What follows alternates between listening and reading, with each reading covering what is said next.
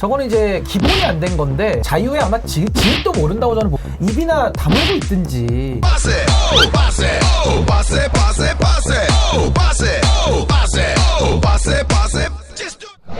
제헌절의 헌법 정신 우리가 생각하는 건 당연하죠. 그런데 헌법 정신보다도 개헌이 더 생각이 많이 나더라고요. 정말 지금 헌법 바꿀 때는 됐지요. 그렇습니다. 뭐 개헌의 필요성은 거의 국민 모두가 다 인정하고 있어서 언젠가는 반드시 될 수밖에 없는 그 흐름일 텐데요.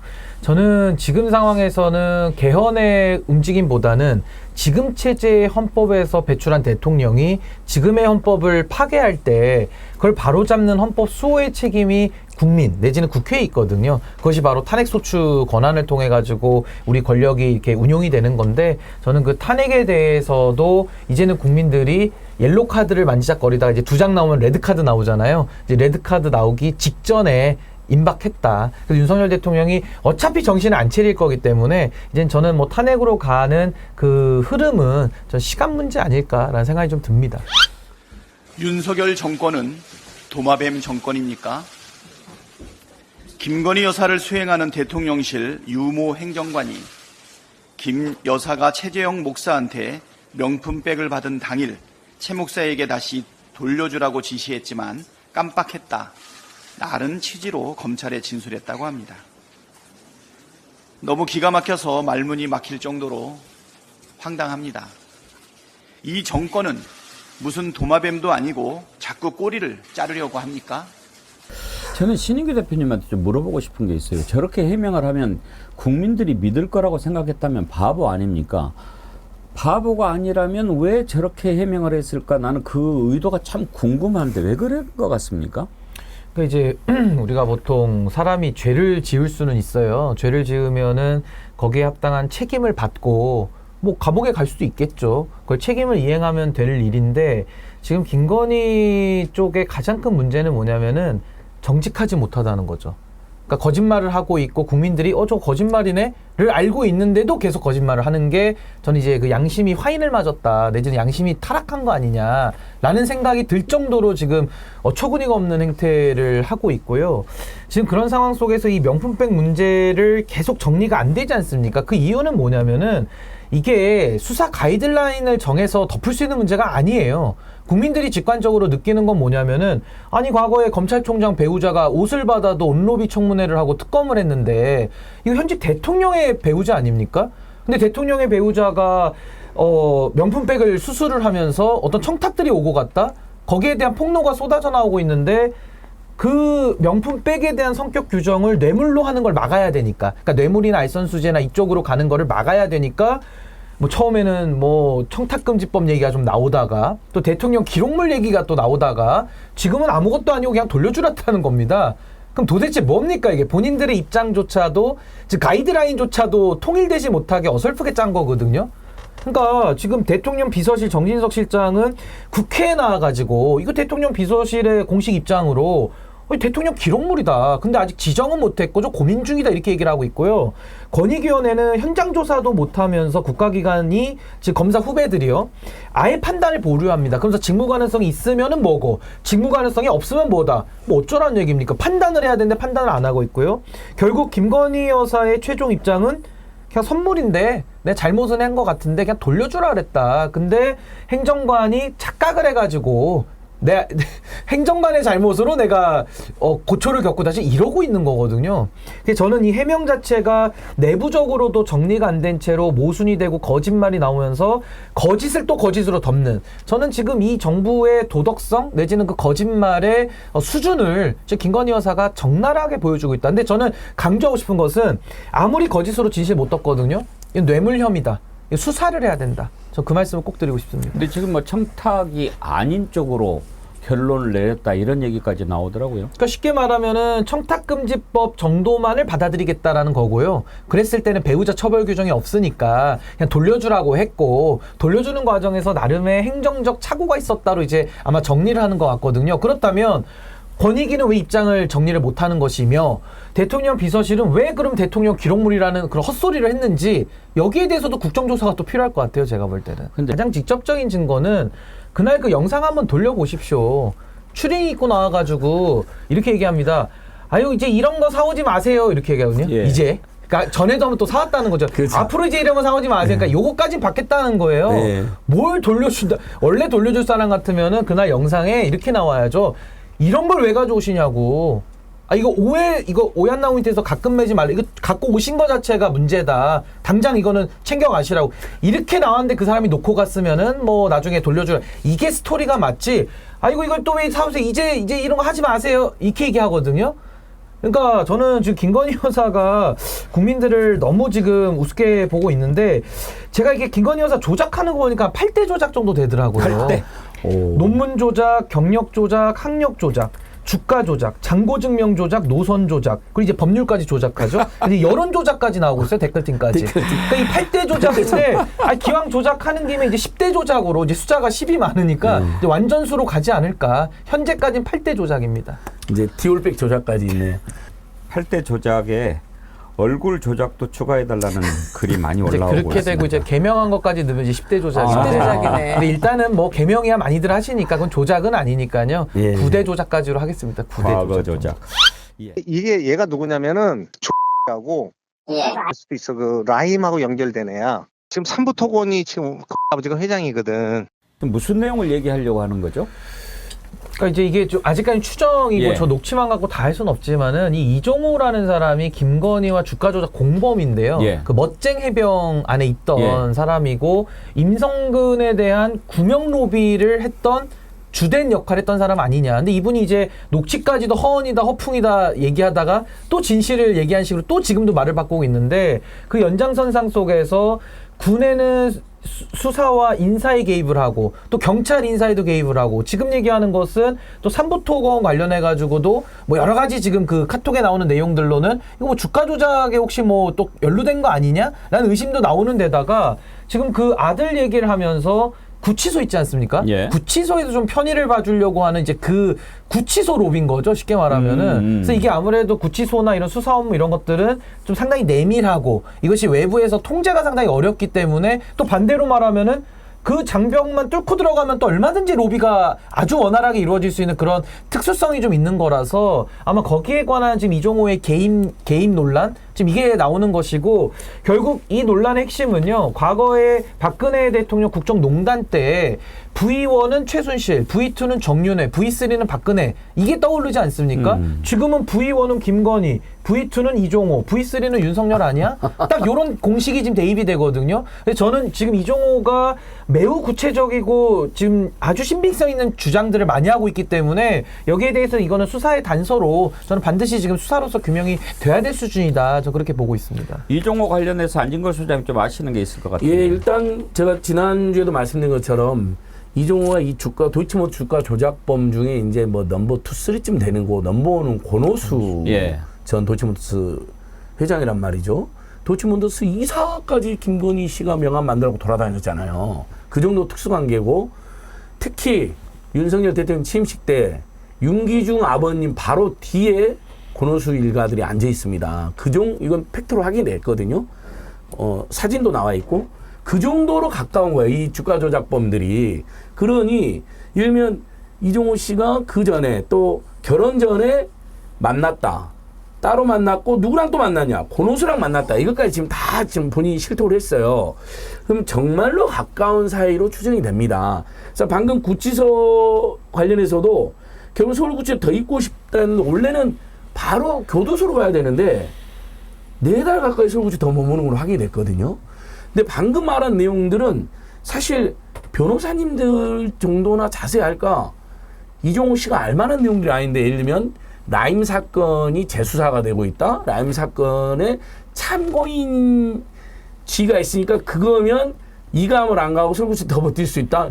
아주 그 수사를 잘하고 교정행정을 너무나 잘하는 사람들이나 그러니까 이종호가 스스로 알아는 게 아니죠. 권력층에서 누가 그것을 알려준 거죠. 이종호한테 이렇게 설명해서 그래서 로비를 해가지고 우리 아이를 서울구치소에 더 있게 하자. 근데 성공했어요. 보니까요. 4개월을 됐었다는 거 통상적인 것보다. 저는 그래서 지금 뭐 김종대 전 의원님도 그렇고 여러분들이 이번 19일 날 청문회에서 뭐가 더 터진다. 그리고 이종호만이 아니다. 로비스트가 더 있었을 것이다라는 추정이 막 여기저기서 나오던데 아마 권오수 전 도이치모터스 회장이라든지 또 다른 주가 조작범들이 김건희 VIP를 끼고 호가오이 또는 김건희 VIP랑 직접 내통하면서 여러 가지 국정농단, 신규 변호사는 이제 국정농단을 넘어서 국정농락 수준이라고 이야기하시던데 그런 것들이 터져나오지 않을까. 저희들도 더 열심히 또 제보도 받고 조사도 하고 있습니다. 아니, 지금까지 나온 것들을 보면 이종호 씨가 그 주가 조작에 완전히 계좌 관리하는 거의 주체적인 활동을 했던 사람 아닙니까? 그러니까 한마디로 시체말로 목소리를 딱 쥐고 있는 사람인데 이 사람이 이 통화 녹취록을 다 따져보면요. 국방부 장관 인사에도 추천해서 개입을 한 것이고 그다음에 최혜병 관련한 구명운동에도 관여한 정황이 보이고 경찰 인사에도 개입을 했고 그다음에 심지어는 이제 구치소에 더 머무르게 하는 거에도 본인 말한 대로 다 된 거예요, 실제로. 그러니까 항소심 끝나고도 조금 더 머무르게 했으면 좋겠는데 이렇게 말하면 된다 그러네? 라는 얘기까지를 다 했는데 말하면 다 이루어진 거잖아요. 그러니까 도대체 이 이종호라는 사람의 실체가 무엇이냐, 또 국정에 개입 안 한 곳은 또 어디인가라고 저희가 따져 물지 않을 수 없고요. 더 뭔가 더 추가로 나올 것 같아요. 작년 5월부터 올 6월까지 전화통화를 10차례 한 것들을 그 공익제보자가 가지고 있다고 하니까 통화를 그만큼 했다는 거잖아요. 그러니까 통화 기록을 하나씩 열 때마다 또 무슨 얘기를 했을지 지금 보니까 이 사람이 묻지 않은 이야기까지는 막 잘도 꺼내가지고 자기가 막 거의 자랑하듯이 얘기를 하고 있잖아요. 그러니까 뭔가 더 숨어 있을 것 같은데 결혼한 이후로는 통화한 적이 없다? 지금 그 말을 믿으라는 것도 아까 금방 당일날 돌려주라고 했다는 말과 버금가는 정도의 저는 뻥이로 보여지거든요. 그러니까 이 정도 되면은 뭐 최순실 국정농단 사태는 저리 가라 한 정도 수준이 이미 벌어지고 있다고 봐야 맞는 거겠죠. 근데 저는 이종호가 전 허언증 환자라고 안 보이고요. 예. 상당히 고급 정보를 미리 갖고 있었던 사람이다라고 보여지는 게 더 합리적입니다. 네. 왜냐하면 그 전에 그 구명 로비 할 때요. 임성근이라는 사람이 누구길래 이 정권이 흔들릴 만한 일을 대통령이 하느냐. 그게 풀려나가고 있잖아요. 거기에다가 이종호의 그 녹취를 보면은 2023년도 8월인데 2024년도 4월에 이루어지는 일이 그게 뭐냐? 해병대 별 4개 달아준다. 별 3개가 4개가 되는 일을 이종호는 8개월 전에 미리 알고 있어요. 그러면서 임성근이를 지켜서 지금 사표 쓰면 안 되고 별 3개도 달고 이제 별 4개 생기면 임성근이 장군, 사성장군 만들어야 된다는 식으로 이야기를 하고 있거든요. 경찰 인사에도 개입하고 구치소 편의도 봐주고 또 3부 체크하고 이게요. 이 주가 조작범들이 국정을 농단하거나 국정을 조작하고 있는 거 아닙니까? 이런 합리적인 의심을 불러일으키기 충분하고 이종호의 윗선, 이종호의 몸통을 좀 더 추가적인 저는 수사가 지금 필요한 지경이다라는 생각이 듭니다. 여기에 송모 씨라는 사람도 또 등장하지 않습니까? 일단 그 녹취도 한번 들어보고 얘기해보죠. 나는 사단장 여기만 잘 살피고 있는 거라 내가 그래서 어떤 경우가 와도 도의적인 책임은 지겠지만은 그걸로 인해서 저녁 사표라든지 이런 건 하지 말아라. 사업 표명하지 말아라. 지금 야, 이제 저런 얘기를 진짜. 들어보면 어떤 그 거대한 카르텔이 이렇게 형성이 돼 있는 것 같지 않습니까? 그러니까 국민들만 딱 거기에서 소외돼가지고 예. 아무것도 모르는 사이에 쟤네들끼리 다 해먹는. 다 해먹고 어마어마한 일들이 이렇게 벌어지고 있었구나. 그러면서 들킬 것 같으면 거짓말 하는구나. 라고 딱 짚어지잖아요. 도대체 전 경호처 직원이 뭐간데 이런 이야기들을 이렇게 아무렇지도 않게 통화를 하면서 그러니까 또 김용현 경호처장 얘기가 나오니까 펄쩍펄쩍 뛰고 있잖아요. 경호실은. 뛰어봤자죠. 저렇게 다 그 실제 녹취록이 있고 거론이 되고 있는데 아니면 아닌 증거를 대야 되지 않겠어요. 이제는. 그러니까 참 기가 막힌 일들이 이 정권 2년 동안 벌어졌구나. 앞으로 임기 3년 남았다고 하는데 그 사이에는 무슨 일이 또 벌어질까. 그리고 지금 이 순간에도 무슨 일이 또 벌어지고 있을까. 라는 우려를 안 할 수가 없는 지경입니다. 아니 이종호가 누굽니까? 주가 조작 도이치모터스 관련해서 김건희랑 공범으로 지금 지목된 사람이고 1심에서 징역 2년에 집행유예 3년의 유죄를 선고받은 사람이에요. 근데 지금 그런 사람이 지금 집행유예 기간이다 보니까 뭐 실제 구속이 된 건 아니지만은 밖에 나와서 지금 모든 국정의 지금 중요한 부분마다 저러고 다니는 거 아닙니까? 저는 이종호라는 사람의 손이 어디까지 뻗쳐 있을까? 내지는 그 윗선이 도대체 어디까지 선을 댔길래 이종호가 말을 하면 다 되고 또 미리 알고 있고 정말 그 국정농단이라는 것이 한자어로는 어떤 언덕을 차지해서 이익을 누리는 걸 우리가 농단이라고 하는데 이거는 국정을 주물르는 국정농락 아닙니까? 국정농락의 중심에 지금 김건희가 있다. 이 의심을 피하기가 매우 어렵습니다. 이준석 개혁신당 의원은 아직은 뭐 탄핵에 대해서 민주당과 확실하게 궤를 같이 하지는 않지만 만약에 이런 행위를 위해서 통치권을 사용했다. 그러면 탄핵 사유가 된다라고 얘기를 하더군요. 들어보시죠. 지금 명시적으로 나온 것만 해도 최근에 뭐 사실 녹취 나온 것들, 예. 뭐 삼부 토건 얘기부터 이런 것들, 그렇습니다. 예. 이런 게 만약 사실로 확인되어서 어떤 주가에 영향을 주는 행위를 위해서 통치권을 활용했다, 이거는 탄핵 사유죠. 만약 예. 나오면은. 예. 그러니까 이런 것들을 좀 더 범야권에서 체계적으로 파헤쳐야 되는데, 물론 그걸 하겠다고 하는 거지만은. 너무 이제 그 청문회 스타일로 하려고 하는 거예요. 자, 이런 건 국조나 이런 걸 걸어가지고 제대로 가야 되는데 그 160만 명 서명하셨다는 것 때문에 청문회 스타일로 가는 거는 좀 이해가 안 간다. 저는 오히려 국조로 해가 좀 더 강제성을 가지고 증인들 출석시키고 이렇게 체계적으로 해야 되는데 유효타 없이 너무 이런 게 빈번하면 오히려 국민들이 다소 이제 신빙성을 잃게 될 수 있는 거거든요. 저는 전공법으로 이런 도이치모터스도 그렇고 이런 것도 그렇고 특검이 안 되면 국조해가지고 낱낱이 밝히고 증인 출석시키고 공교롭게 이번에 그 이종호 대표라는 분은 도이치 쪽에도 껴있고 여기도 껴있는 거 아니겠습니까? 그렇습니다. 그럼 이런 분들을 불러다가 증인으로서 조사도 하고 해야 되는 겁니다. 김유정 의원님은 이준석 의원 발언 어떻게 생각하세요? 일부 맞는 얘기인데 그 청문회 자체에 대해서 저렇게 얘기하는 거는 좀 동의하기는 어려워요. 저도 저 인터뷰한 것을 좀 들어봤는데 네. 기본적인 그 스탠스라고 그럴까요? 약간 거리를 두는 느낌이에요. 그러니까 이렇게 물어보는데 그런 건 탄핵 사안인데 이거는 아닌 것 같고 그러니까 적극적으로 발을 담고 싶지는 않다. 저 말에 대해서 참 동의가 어려운 게 지금 양두구육해서 그 개고기의 효과가 지금 전 국민이 상한 개고기를 먹고 배탈 나는 거랑 똑같지 않습니까? 그렇다면 그 개고기를 양머리 걸고서 팔았던 사람이라면은 그 죄를 씻어야죠. 그럼 그 죄를 씻는 방법은 국민들께 사과를 하고 이 사안에 대해서도요. 우리가 보통 청문회, 국정조사, 특검, 탄핵 이렇게 단계별로 올라가거든요. 가장 낮은 단계에서의 청문회가 지금 부당하다는 거 아닙니까? 국정조사를 하자. 그럼 본인은 국회의원인데 왜 안 합니까? 국회의원이 권한이 없습니까? 아니 밖에 있는 평론가들이야 이런 방법 해라 더 세게 해라 약하게 해라 하지만은 본인이 지금 민주당 안에 대해서 불만이고 청문회 너무 약하다 그거 왜 하고 있냐 국정조사로 세게 가야 된다 왜 발의 안 합니까 국정조사로 말과 행동이 다르잖아요. 그 양두구육이죠. 여전히 양두구육 하고 있는 거고 제가 그 전에도 이준석 의원 말 듣고 참 제 귀를 의심했던 게 김건희의 명품백 수수에 대해서도 재발 방지하고 사과하면 끝날 일이다 이렇게 얘기를 하더라고요. 그러니까 좀 어느 한 노선을 정확하게 정해서 국민 앞에 정직하게 가고 특히나 윤석열 정권을 만들었다 그러면은 국민들에게 죄송해야죠. 이 상황에 대해서. 그럼 지금도 민주당에 대해서 청문회가 너무 약하다. 그렇게 해서는 안 된다. 유효하지 않다. 그럼 본인이 국정조사를 요청을 하세요. 근데 그걸 안 하면서 저렇게 말로만 떠드는 것은 정말 국민들 너무 괴롭거든요. 그 너무 답답한데 거기에 많은 부분에서 책임을 나눠줘야 될 사람이 저렇게 얘기를 하는 것은 참 아직도 평론가적인 습관을 버리지 못했다. 전 매우 아쉽습니다. 안타깝고. 국회의원 된 것으로 크게 만족해서 상당히 본인 역할을 축소하고 있다는 지적이 있던데요. 그냥 국회의원 너무 되고 싶은데 돼버린 거예요. 그러니까 나머지 이제 사실 탄핵이나 퇴진이나 하야나 또는 그에 준하는 투쟁을 한다는 건 굉장히 피곤한 일이잖아요. 힘든 일이고 또 위험도 감수해야 되잖아요. 윤석열 정권의 극렬한 지지자들로부터 비난도 받을 거고 옛날에는 한때 지지자가 겹쳤을 테니까.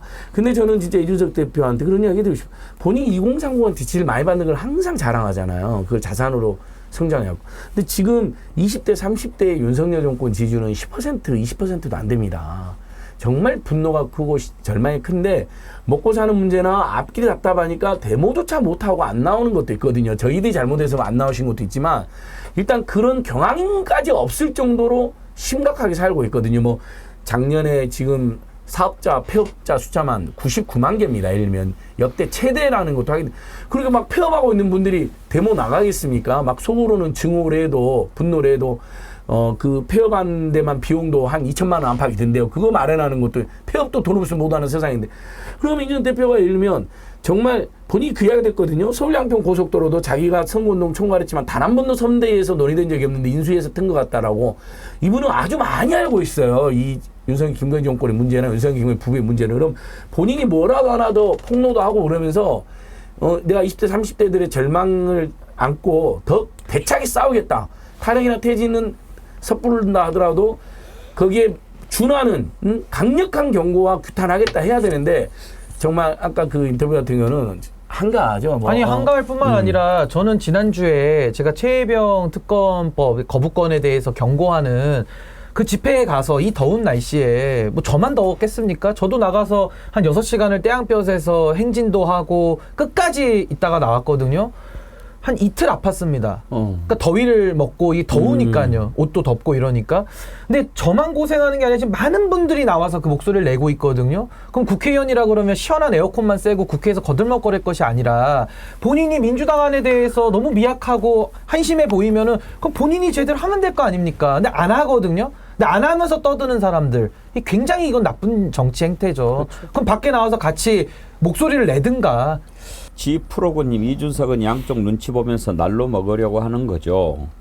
여수 밤바다님, 신인기 대표와 1대1 토론 공개 요청. 아, 좋습니다. 용이 있으십니까? 저는 뭐 잡아만 주신다고 하면은 예. 물어보고 싶은 게 굉장히 많습니다. 예, 왜냐하면 저는 정치를 좀 올바르게 하기를 진심으로 좀 바라고요. 지금 국민들이 너무 고통스럽기 때문에 정말 국회의원 한 분 한 분이 정말 소중한 역할을 해야 된다. 그 생각 가지고 있습니다. 만약에 토론을 하게 된다면 맨 먼저 뭘 물어보고 싶습니까? 저는 윤석열 대통령에 대한 평가, 저는 그것을 그 과거에도 알았는지 내지는 모르고 바뀌었다 그러면은 국민들께 사과할 용인 있는지, 그리고 사과라는 것이 김건희 여사도 마찬가지잖아요. 말로만 떠들면 뭐합니까? 수사를 받아야 되는 것처럼 행동을 맞게 해야 국민들께서 받아주실 것이다. 그걸 좀 묻고 싶습니다. 사실 저도 그게 제일 궁금했어요. 그래서 지난번에 이준석 대표 나왔을 때 맨 처음 질문을 그걸 했었죠. 사과할 용의가 있느냐. 얼버무리더라고요. 근데 이준석 화법이 있어요. 그게 네. 한동훈하고도 약간 비슷한데 오늘 네. 아침에도 국민의힘 토론할 때 나경원 의원이 굉장히 그 한동훈 화법에 성가시하시던데 물어보면 묻는 말에 대답을 안 합니다. 아하. 빙빙 돌리면서 지하고 싶은 말을 하기 때문에 그거 이제 1대1 토론할 때 나경원 후보가 약간 스킬이 좀 부족했던 거고 아하. 쪼여 들어가야 되는데 이제 그런 게 조금 나경원 후보가 워낙 성격이 좋으셔서 그런지 그냥 넘어가 주시더라고요. 근데 요즘에 탄핵 얘기가 사실 국민의힘에서 더 많이 나옵니다. 지금 자기들끼리 탄핵 놓고 막 본인들끼리 이렇게 탄핵 이야기 탄핵 많이 열차를 하네요. 타버린 거. 탄핵 열차를 네. 타버렸어요. 그 기관사는 뭐 당대표 예. 후보들이 지금 열차에 모는 것 같아요. 우리 노래를 거기 전당대회장에 틀어주면 어떨까 싶은데. 반응이 뜨거울 것 같습니다. 탄핵 얘기가 막 이렇게 나오니까 한동훈이 탄핵 노래 부르고 다니는 거는 뭐 나경원, 원희룡이다 이런 얘기를 하던데 한번 들어보시죠. 그런데 당대표를 하겠다는 분들이 탄핵을 정말 노래를 부르고 다닙니다. 그거 누가 하는 겁니까? 그 얘기를 민주당이 하는 게 아니에요. 네. 그걸 원희룡, 나경원 같은 분이 하고 계세요. 아니 웃음이 나는데요. 그 탄핵 얘기 나오고 막 이러면은 국민의힘의 추경호 원내대표나 뭐 이쪽 지도부에서 민주당에게 여전히 대선 불복이냐 이렇게 얘기하거든요. 그러면 자기들이 당대표 후보자들이 지금 대선 불복인지 돌아봐야 돼요. 이 사람들한테 물어봐야 된다고요. 추경호 원내대표는. 어처구니 없는 일들이 일어나고 있네요. 그러니까 탄핵이란 말 자체가 이제 너무 자연스러워졌어요. 예. 그러니까 이제 한 걸음씩 다가가고 있는 겁니다. 아니, 그러니까 한동훈 후보의 말을 빌리자면은 탄핵의 노래는 이 민심의 청원을 반영한 거거든요. 이 노래를 우리가 표현하는 건데 정어리 TV에서도 그 노래를 틀고 있고 또 원희룡, 나경원도 노래를 부르고 다니니까 국민의 컨센서스가 있네요. 예. 그러니까 한동훈 후보는 그 컨센서스에 좀 응답하기를 바랍니다. 본인이 여기도 말로만 민심 떠들잖아요. 말로는 떠드는데 결국 민심을 쫓지 않고 윤심을 쫓아갑니다. 이런 이율배반적인 짓을 그만하라는 게 저는 국민의 명령이라고 생각합니다. 네. 한 말씀만 딱 드리고 싶은 게 저는 탄핵의 역풍은 없고요. 이미 국민적 용어가 됐고 그리고 우리 헌법에 나오는 얘기입니다. 근데 왜 이게 불이 붙지 않느냐. 저는 우리 안진걸 소장님 더 먼저 일찍 시작하셨고 얼마나 고생해 오셨는지 제가 알거든요. 근데 제가 이렇게 딱 봤을 때 국민들이 탄핵에 동의하지 못하는 그 요소 중에 하나가 문재인 정권 때 한번 들고 일어나가지고 바꿔봤는데 효능감이 없었다. 그게 첫 번째 국민들의 마음에 걸리는 거고 두 번째는 지금 이 상황 속에서 탄핵을 시킨다고 해서 민주당이 그럼 대한수권 세력으로 준비가 다 돼 있느냐? 여기에 대해서 저는 국민들께서는 조금 미심쩍은 게 있는 겁니다. 그래서 그 두 가지 부분이 좀 해결이 돼야 저는 탄핵에 대해서는 국민들도 적극적으로 동참하지 않을까. 저는 그 대안부재성에 대한 부분을 좀 많이들 고민을 좀 해야 될 것이다. 저 그 생각이 꼭 듭니다. 맞습니다. 전현 의원님 얼굴에 상처 입었습니까? 잠깐만 나와보세요. 보세요. 잠깐 떼보세요.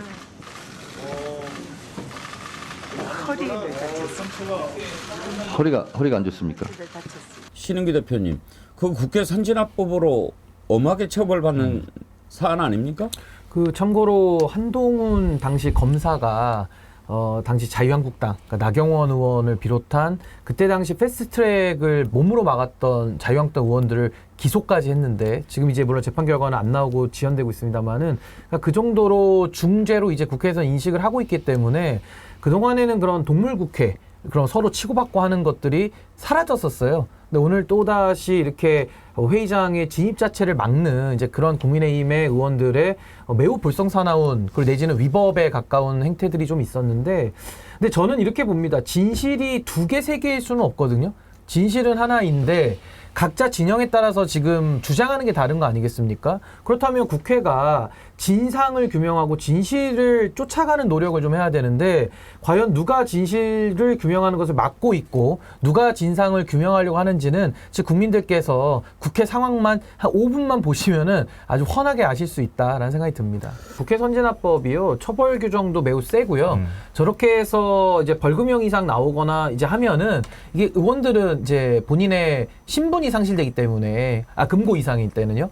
그러니까 거기에 대해서 의원들이 상당히 좀 위축이 되고 해서 그동안에는 이런 물리력 행사를 매우 자제했던 건데 앵커님 말씀하신 대로 한동훈과 나경원 둘 사이의 대화를 보면 자기들 편에 있어서는 법의 치외법권 내지는 법의 성역지대처럼 이야기를 하고 있기 때문에 저는 여기에 대해서는 그 자신감으로 오늘 좀 저렇게 물리력을 쓰면서 들이댄 거 아닌가라는 생각이 좀 듭니다. 근데 요즘에 그 국민의힘 전당대회 과정에서 오고 가는 얘기 어제 또 이렇게 토론회 하는 거를 봤는데 저는 그걸 보면서 아무리 생각해도 이해가 안 되더라고요. 그러니까 이제 한동훈 입장은 그거 아니에요. 그걸 개인적으로 이렇게 부탁하면 되냐. 자기 살려고. 그리고 법무부 장관이 그런 거 할 수 있는 이치에 있지 않다. 그런 얘기인데 막 한동훈을 공격하는 걸 보면 네가 아무리 법을 뭐 지키고 어떻고 그런다고 그래도 동지 아니냐. 그거를 동지가 부탁하는데 그러면 되냐라고 하는데 마치 노골적으로 너 법을 어겨라 이렇게 얘기하는 것 같은 그런 생각이 들던데요. 근데 지금 이제 국민의힘 전당대회가 그 범죄를 서로 폭로하고 있는 이런 형국 아니겠습니까? 결국에는 나경원 후보가 그 패스트트랙 사건 관련해서 본인이 연루돼 있는 사건인데 법무부 장관한테 그 공소를 취소해달라라고 부탁한 건 확인이 됐고요. 이건 청탁금지법 위반 사항이고 거기에 대해서 이제 한동훈 후보는 이제 폭로를 한 것이죠. 뭐 거기까지는 좋았는데 그 다음날 한동훈 후보가 본인의 폭로를 또 사과를 하더라고요. 그렇다면은 본인이 정의롭게 폭로할 땐 또 언제고 이제 와서 사과한다라는 것은 또 범죄를 또 은폐해주자는 건가 뭐 이런 생각도 들기도 하고 심지어 한동훈 후보는 본인이 검사 시절에 대검에서 반부패 3부장 할 때 이게 2019년도 하반기에 있었던 일이거든요. 그리고 기소를 한 게 2020년 1월 달인데 한동훈 검사가 여기에 많이 연루가 돼 있습니다. 본인이 잘못했다 그래가지고 나경원 의원 다 기소해놓고 이제 와가지고 폭로 뒤에 갑자기 꼬리를 내리면서 사과를 하는 것은 도대체 한동훈이라는 자는 법에 대한 본인의 소신 내지는 기준이 없는 사람 아니냐. 본인이 유리할 때 불리할 때에 따라서 법률 해석을 왔다리 갔다리 하는 매우 신뢰성이 없는 사람이다라는 것을 좀 그대로 보여줬다라고 생각합니다. 한동훈 후보가 당대표가 돼도 아마 끊임없이 질문을 받을 거예요. 그거 불법행위입니까 아닙니까? 이런 질문 계속 받을 거거든요. 근데 그 아니라고 얘기하기 굉장히 애매한 상황이 돼버렸다. 그러니까 자기 스스로 뭐 구덩이를 파고 들어갔다 이렇게 해도 과언이 아닌데요. 말씀하셨던 것처럼 청탁금지법 얘기하고 김건희 여사 명품백 얘기 나올 때마다 우리가 얘기하잖아요. 청탁을 한 사람도 청탁을 받았다고 하는 사람도 다 문제가 있는 거예요. 그러니까 청탁을 한 행위를 한 거는 그건 명백하게 불법이거든요. 그러니까 나경원 의원은 불법 행위를 한 거예요. 그럼 그 불법 행위를 인지했다고 하면은 한동훈 장관도 그 불법 행위 인지한 부분에 대해서 신고를 해야 된단 말이에요. 근데 그 묵인하고 넘어갔다는 거잖아요. 꼼짝없이 두 사람 다 당할 수밖에 없는 상황이 된 건데 그러니까 이걸 단순히 정치적인 뭐 논쟁으로 이렇게 흐를 게 아니라 법적으로 처벌을 해야죠. 수사해야죠. 근데 요즘에 참 윤석열 정부 들어서서 나타나는 특이한 현상 중 하나인데, 아니 문재인 정부 시절에도 그랬는데, 국민의힘 의원들은 뭘 해도 검찰은 우리 수사 안 할 테니까 뭘 폭로해도 괜찮아, 뭘 해도 어떤 불법 행위를 저질러도 괜찮아, 이렇게 생각하는 것 같아요. 왜 수사 안 합니까? 민주당에서 만약에 이런 논란이 있었으면 바로 와가지고 수사하지 않겠습니까, 검찰이?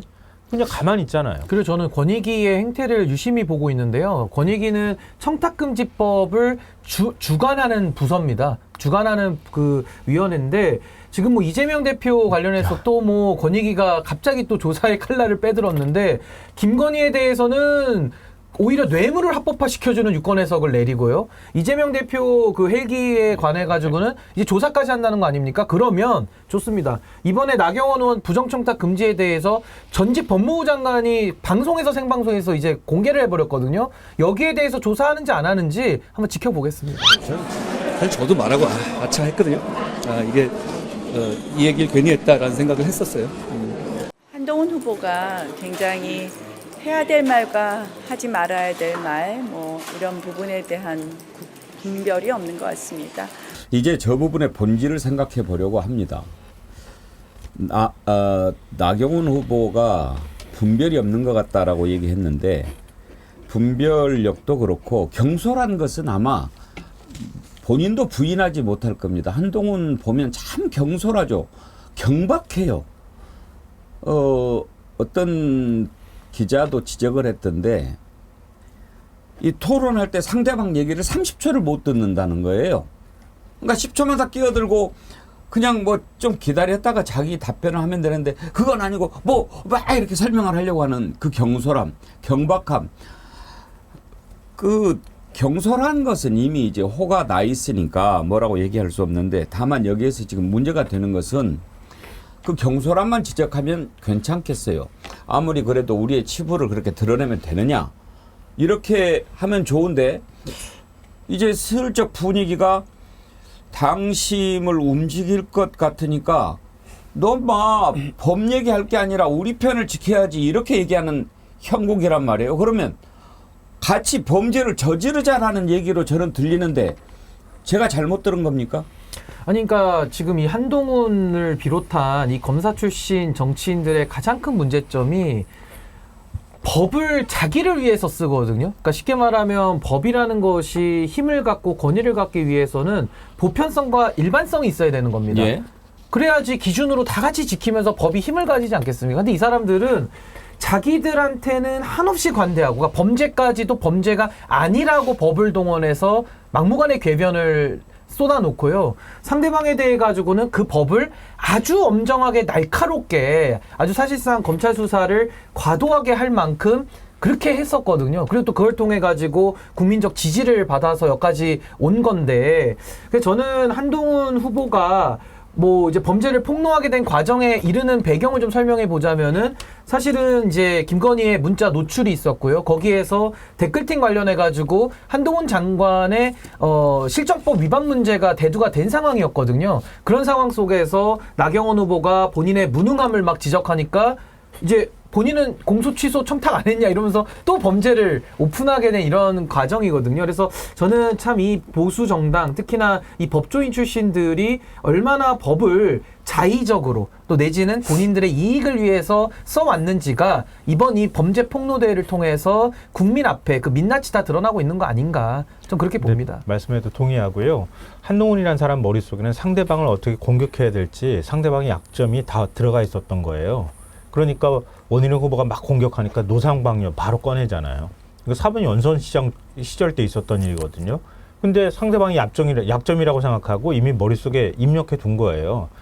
나경원 의원 나를 이렇게 공격할 때 내가 나경원의 약점을 알고 있어, 이런 식의 것들을 머릿속에 가지고 있었던 거예요. 어떻게 이렇게 그냥 준비도 안 된 말이 툭 하고 튀어나옵니까? 이게 알고 있었던 거예요. 저 사람들이 약점이 뭐야. 이게 일종의 검사의 습성이라고도 볼 수 있거든요. 그러니까 내가 타겟으로 삼으면 저 친구 일주일이면 그냥 보낼 수 있어, 뭐 이런 식의 사고를 머릿속에 하고 있다, 이걸 보여준 거라고 생각하고요. 둘째로는 법의 잣대가 얼마나 자기 제멋대로인지를 보여주는 거라고 생각해요. 말씀하셨던 것처럼 한동훈이라는 사람은 내가 불법행위를 인지하고 있어도 또 상대방이 불법행위든 아니면 내가 그걸 신고하지 않으면은 불법행위가 될 수 있다고 생각하지만 그냥 넘어가는 거예요. 그러니까 법의 잣대가 엄격하지 않아요. 그러니까 자기가 적용하고 싶은 대로 그냥 해버리는 거예요. 이재명 대표 보십시오. 조국 전 장관 보십시오. 조국 대표 보면 그냥 내가 가가지고 타겟 삼으면은 내가 한 불법행위에 대해서는 생각 안 하고 그냥 저들을 어떻게 공격해서 꺾어버릴까, 어떻게 하면 죽여버릴까, 이런 식의 사고방식밖에 없는 거예요. 근데 우리가 다 알다시피 한동훈 후보의 딸 허위 스펙 문제, 아무 문제 없다고 그렇게 지금 강변하고 있잖아요. 결국은 한동훈 특검법 거기에 안에 들어가 있는 겁니다. 이런 식으로 자기는 뭘 해도 상관없고 자기는 오히려 심판자의 위치에 서 있기 때문에 뭘 해도 자기 멋대로 적용할 수 있다는 사고방식을 보여주는 거라고 저는 생각해요. 예. 이걸 하나만 더 추가하면 조국 이재명 대표에 대한 수사도 있고요. 또 하나는 과거의 보수 세력에 대해서 수사를 완전히 잔인하게 했던 사람들이 이 한동훈, 윤석열 검찰이거든요. 하나만 더 말씀드리면은 댓글 관련해서도 윤석열 대통령이 과거 11년 전에 댓글 수사 민주주의의 적이라고 외치면서 수사 외압을 폭로할 정도로 강력하게 수사해야 된다라고 외쳤던 그 사안인데 지금 본인들이 김건희 댓글팀, 한동훈 댓글팀 하는 거 보십시오. 본인들은 그 댓글팀 돌렸다라는 거에 대해서 검찰 그 자리에 있을 때 엄정하게 수사해서 많은 사람들 인신구속까지 시켰는데 그거 잘한 거죠. 그럼 본인들이 댓글팀을 돌리면 그게 말이 됩니까? 근데 본인들은 돌리면서 그조차도 수사하지 않는. 그러니까 저는 이런 이율배반성에 대해서 이제 국민들이 지긋지긋하다, 이제 넌덜머리가 난다라고 이야기할 것 같습니다. 그런데 보십시오. 그렇게 해서 기소가 됐는데 4년 동안 재판도 안 해요. 계속 뭉개고 있죠. 거기다가 이제 정권을 잡은 뒤로는 마치 자기들이 잘한 것처럼 법을 어겼어도 우리는 정의를 위해서 싸웠다. 옛날에 운동권들인 거 지금 생각을 한 거예요. 그걸 네가 취소를 해야지. 그걸 안 해놓고 뭘 잘했다고 큰 소리를 쳐 이렇게 몰아붙이니 이런 와중에 선진화법이 뭐가 두렵겠냐고요. 바로 그런 선상에서 오늘 사태를 봐야 되는 거 아닙니까? 그렇죠. 그러니까 아까 말씀드린 대로 법이라는 것을 정말 자신에게 유리한 마치 수단이나 도구화를 하고 있는 그 전형과 그 민낯이 드러나고 있는 건데요. 저는 지금 아까 우리가 초반에 이야기할 때 많은 분들이 이제 지치지 말자, 많이 힘들다 이런 이야기를 하셨는데 저는 뭐 그 심정은 이해합니다만은 저는 앞으로 머지않아서 저는 이제 정의가 구현될 수밖에 없다라는 것을 제가 용기차 말씀을 드리자면은 힘납니다. 김건희 여사가 그 전화에서 이런 말 했던 게 기억나실 거예요. 권력은 적은 내부에 있다. 뭐 이런 얘기를 했었거든요. 지금 국민의힘 전당대회가 한창인데 서로 범죄를 폭로하면서 서로 목줄을 죄고 있잖아요. 그래서 저는 멀지 않은 기한 내에 이제 국민의힘이 내부에서부터 서로 적대화하면서 서로 무너질 것이다. 이 권력 기반이 스스로 무너질 수밖에 없다. 그래서 저는 아까 저 국회에서 몸싸움하면서 저 소리 지르신 분들 있잖아요.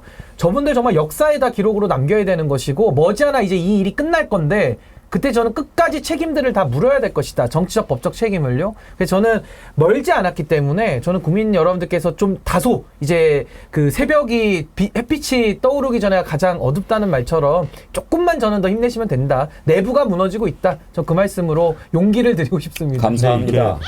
어제 대통령이 새로 과학기술정보통신부 장관 후보자로 유상임 서울대 교수를 지명했잖아요. 그래서 그걸 딱 보면서 저 사람은 누구지? 옛날에는 이렇게 내각이 바뀌고 또 장관 후보자를 지명하면 어떤 분야에서 정통한 사람일까? 특히 이제 뭐 정무 감각이 필요한 때는 어떤 경력을 지녔을까? 이렇게 생각하는데 요즘에는 딱 이렇게 되면은 이거는 김건희 라인일까? 아니면 윤석열 친구일까? 막 이런 생각하게 되지 않습니까? 여러분들도 맨 처음부터 쭉 그 짓을 해왔으니까요.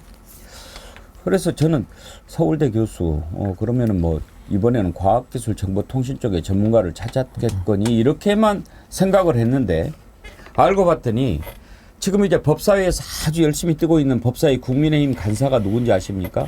바로 유상범 의원인데 그 유상범 의원의 형이더라고요. 그러니까 인재풀이라는 게 지금 그렇다는 것을 보여줍니다. 근데 왜 제가 언론 얘기를 하려고 하냐? 이렇게 지명을 하면 정신이 똑바로 박힌 언론이라면 그걸 지적해야죠. 왜 이 정권은 이렇게 인재풀이 좁은가? 그냥 아는 사람 통해서 인연 닿는 사람으로만 나라를 어떻게 꾸려가는가. 널리 인재를 구해서 좀 앞으로 가야 되는 거 아닌가. 이런 걱정을 해야 상식이 있는 언론 아닙니까? 그런데 언론이 뭐라고 썼는지 여러분 보셨습니까? 맨 위에가 유호성 둘째 형이에요. 유호성 배우 있지 않습니까? 친구에 나왔던. 그러니까 유호성 형이 과기부 장관 후보가 됐다. 그러면서 셋째 형은 국회의원이다. 이렇게 제목을 뽑는 거예요. 또 다른 언론은 얼마나 훌륭한 어머니길래 이렇게 셋 다 훌륭하냐. 또 이렇게 초점을 맞춰요. 이건요 정말 나쁜 짓입니다. 대통령이 장관을 데리고 일을 하는 거지 않습니까? 나라 일을. 그러면 어떤 사람을 뽑아서 어떻게 일을 해야 되느냐. 이게 매우 중요한 거고 대통령 혼자서 일을 하는 것도 아니고 원래 일도 안 하는 사람이지만 그러면 장관이 매우 중요한데 그냥 그 풀에 그 나물에 그 밥으로 이렇게 하는데 그걸 또 어머니가 훌륭하네 형제간이 훌륭하네 그 얘기를 하고 있어요. 아니 국민의힘 유상범이 어떤 사이입니까 윤석열과. 그러면 그 풀에서 벗어나지 못하는 이런 식으로 인사를 해서 어떻게 국정을 이끌고 갈 수 있겠느냐. 그런 걱정을 해야 언론이지. 유호성 형이 뭡니까? 요즘에 개각 기사가 거의 사라졌어요. 근데 그 지적하는 언론들이 가끔 가다가 나오는데요. 뭐 한국일보도 어제 오늘 좀 지적을 하긴 했더라고요. 근데 이 총선 직후에 참패 당하고 난 다음에 뭔가 국정 쇄신을 위해서 개각할 거라고 하는 기대가 있었잖아요. 왜냐하면 대통령실 수석들도 전부 사표를 냈고 그리고 국무총리 장관들 역시 다 마찬가지였거든요. 근데 그 국무총리 그대로 두고 있잖아요. 그리고 가장 핵심 중에 핵심이라고 하는 이상민 행안부 장관 위임할 것 같다고 하는 소리가 벌써 나오거든요. 그리고 지금 여성가족부 장관은 5개월째 계속 공석 상태로 그냥 두고 있는 거예요. 이대로 그냥 가겠다는 뜻 같아 보여요. 도대체 여가부를 끌고 갈 의지가 있는지 없는지 의심스러운 상황이고 지금 개각도 찔끔찔끔 내고 있는데 대통령실 출신들이 전부 차관급으로 싹 들어가는 상황이고 기재부 출신들이 심지어는 환경부 장관으로 가더만요. 환경부 장관 오늘 기사 나온 것도 그거였는데 환경부 장관으로 내정된 인사가 기재부였을 때 그때 그 환경 대책에 대해서 오히려 예산을 다 깎아버렸다. 이렇게 해가지고 또 논란이 되고 있기도 하거든요. 이런 방식이에요. 그러니까 인사로 예전에는 이런 어떤 문제가 발생하거나 그러면은 국정 동력이 떨어지면 개각을 통해서 다시 국정 동력을 회복하기 위해서 좀 더 신선한 인사를 그 장관으로 임명한다거나 국민들한테 뭔가 국정을 이렇게 바꿀 수 있습니다라고 하는 걸 보여주는 걸 하거든요. 근데 윤석열 정부는 그런 것조차 전혀 할 의사가 없다는 걸 지금 이번 개각이 그대로 보여주는 것 같아요. 오히려 내 뜻대로 가겠다는 걸 그대로 지금 개각을 통해서 보여주고 있다고 생각해요. 근데 저는 이게 약간 대한민국의 현재 위기 내지는 정말 국가적 붕괴 위기를 저는 걱정을 해야 되는 게요. 윤석열이라고 하는 이 대통령 자리에 있는 사람 자체가 전혀 국정 운영에 관심이 없고 누가 장관이 오더라도 국정 운영을 안 하니까 아무 관심이 없는 거예요. 그 효과도 없고 그리고 들어가는 면면들도 쓰레기차 지나가면 똥차 오는 격이거든요. 그러니까 더 나빠지니까 국민들은 아예 그냥 윤석열 정부 이러면은 그냥 기대를 접어버렸다. 그럼 나머지 이제 30%가 그냥 콘크리트로 뒷받침해주는 국정 운영을 하고 있는 건데 그럼 남은 앞으로의 2년 반은 뭘 할 것이냐.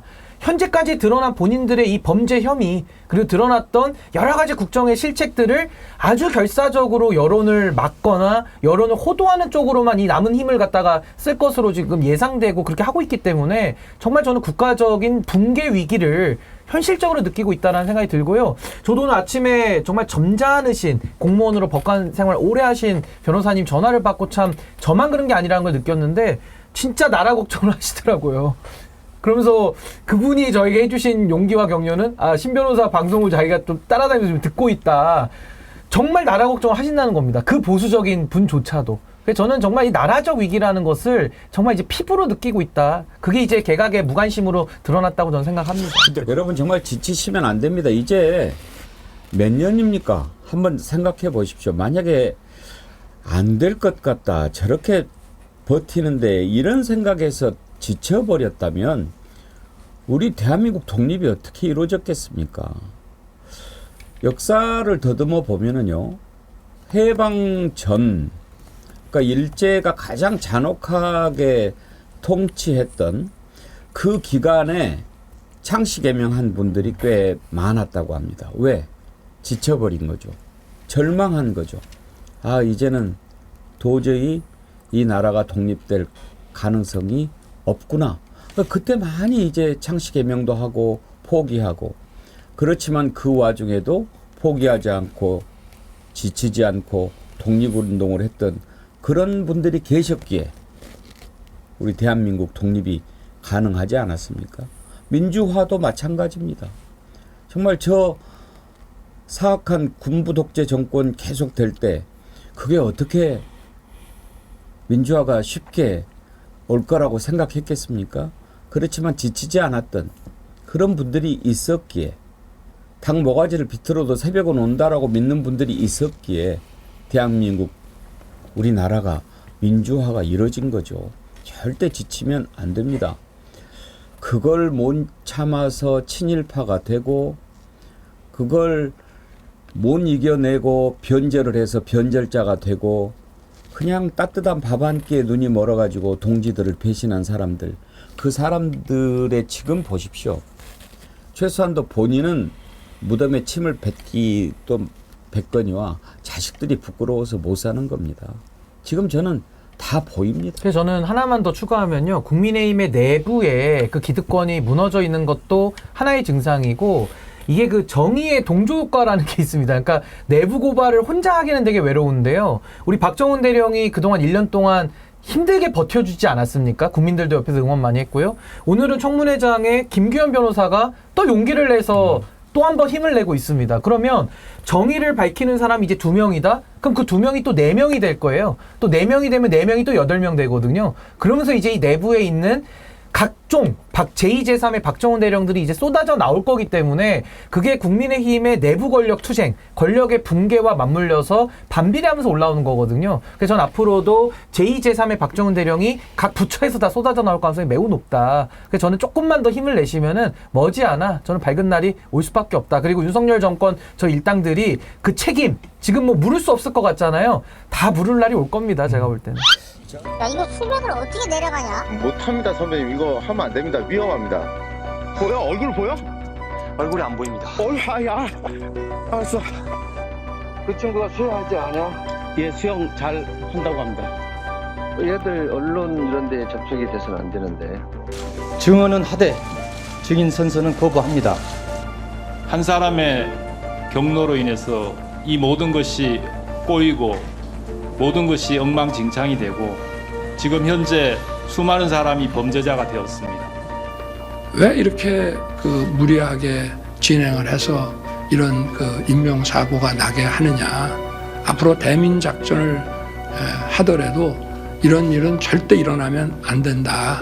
이렇게 좀 질책성 당부를 한 바 있습니다. 군에서 어떤 과실로 인해서 군 장비가 파손되는 사건이 일어났다고 칩시다. 또 올 게 있구나. 왜 우리가 눈물을 흘리면서 이렇게 해야 됩니까? 왜 우리가 눈물을 흘리면서 이렇게 설득해야 합니까? 우리가 잘못된 걸 요구하는 것이 아닌데 왜 우리를 이렇게 비참하게 만드십니까? 저 영상을 지금 법사위 청문회장에서 한번 틀어서 보여주고 싶군요. 이제 드러나고 있는 진실을 보면 우리 국민들이 대충 얼개를 이제 그릴 수 있을 것 같은데, 맨 처음에 이해할 수가 없었죠. 아니, 사단장이 책임지는 거 당연한데, 그래서 그걸 박정훈 대령이 그렇게 하겠다고 했는데 그걸 뒤집었어요. 뒤집은 것까지는 좋은데 오히려 박정훈 대령을 항명죄로 벌을 주려고 해요. 벌을 주고 있죠. 왜 그럴까? 맨 처음에는 이렇게 생각하지 않았습니까? 이태원 참사 때 윤석열이 보여줬던 인식. 죄는 구체적으로 따박따박 물어야지. 그러지 않으면 전근대적이다. 이런 얘기 했죠. 그래서 그때 그 기조를 본인이 유지하려고. 왜냐하면 말도 안 되는 짓을 해고도 고집을 안 꺾는 사람이니까요. 부대 열중시효 제가 사례를 여러 번 들지요. 본인이 실수로 부대 열중시효를 못 해가지고 밑에서 있는 사람이 대신 부대 열중시효 구령을 내렸어요. 그러면 그 실수를 인정하고 그 다음에는 잘 기억을 했다가 부대 열중 시효를 해야 되잖아요. 그 다음에도 안 해버려요. 왜? 내가 잘못한 걸 인정하기 싫으니까. 그런 자예요. 그러다 보니 지금은 군대 행사가 있으면 대통령이 안 합니다. 아래에 있는 지휘관이 그냥 부대 열중 시효해요. 이렇게 바꿔버린 그런 자입니다. 대통령이라고 하는 자가. 그래서 그냥 그 기조를 유지하려고 고집을 부리나 보다 했는데 나중에 보니까 아주 보통 열심을 가지고 이 일을 한 게 아니더라고요. 이렇게 열심히 하는 사람이 아닌데 왜 이렇게 열심히 했을까 사람들이 궁금해하기 시작했죠. 그래서 이제 그걸 밝히려고 하는데 그 다음 과정이 더 이상했습니다. 핵심으로 있는 사람을 대사로 보내, 국회의원 만들려고 해줘, 공천을 줘, 별별 자리를 다 챙겨주는 걸 보면서 뭔가 드러나서는 안 될 일이 있는 것 아닌가?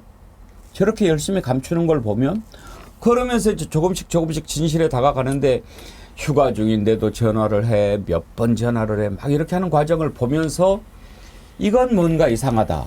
그런데 이제 800에 7070도 나오고 개인 휴대전화도 나오고 그 개인 휴대전화 하면서 김건희 이름이 나오고 이제 결정적으로 공익제보자가 등장하면서 그 단톡방 안에 있는 이종호, 임성근의 관계가 나오면서 아하, 이종호가 누구냐.